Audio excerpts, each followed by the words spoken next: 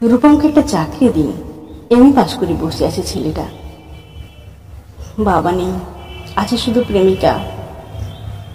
সেও আর 2-1 মাস দেখবে, তারপর নদীর এপার থেকে ওপারে গিয়ে বলবে, রূপম চলি, তোমাকে অনেকদিন মনে রাখবো। রূপমকে একটা চাকরি দিন, যে কোনো কাজ, পিয়নের কাজ হলেও চলবে। তমালবাবু ফোন তুললেন। ফোনের অপর প্রান্তে যারা থাকে তাদের যেহেতু দেখা যায় না, সুতরাং তার দুর্গেয়। তমালবাবু মামাকে বললেন রূপমের একটা চাকরি দরকার। মামা বললেন কাকাকে, কাকা বললেন জ্যাঠাকে, জ্যাঠা বললেন বাতাসকে। মানুষ জানলে একরকম, কিন্তু বাতাস জানলে প্রথমে ছুটে যাবে দক্ষিণে, গিয়ে বলবে অরণ্যকে, অরণ্য বলবে আগুনকে, আগুন যাবে আলিমুদ্দিন স্ট্রিটে,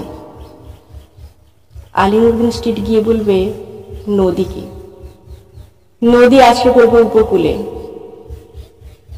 আর সমুদ্র হিমাচল বলে উঠবে রূপমকে একটা চাকরি দিন। এমনি পাশ করে বসে আছে। কয়েক মাস বাদের ঘটনা। আমি সন্ধ্যাবেলায় বাড়ি ফিরছিলাম। গলির মোড়ে 7-8 জনের জটলা দেখে থমকে দাঁড়ালাম। জল থেকে সদ্য তুলে আনা রূপমের ডেড বডি, সারা গায়ে ঘাস, খড়কুটো, হাতের মুঠো ধরে রাখা একটা 1 টাকার কয়েন। পাবলিক বুথ থেকে হয়তো কাউকে ফোন করতে চেয়েছিল রূপম। ভারত সরকারের 1 টাকার কয়েনের দিকে আমার চোখ পড়ল। সারা গায়ে ঘাস, খড়কুটো, না না না, ঘাস নয়, অক্ষর। একটা ছেলেকে এমএ পাস করতে যতগুলো অক্ষর পড়তে হয়, সেই সমস্ত অক্ষরগুলো ওর গায়ে লেগে রয়েছে।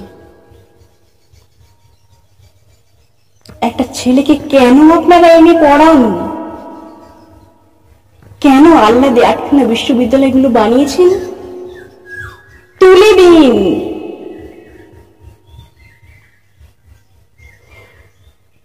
এই কথাগুলো বলবো বলে ফোন তুললাম পবিত্র সরকারে।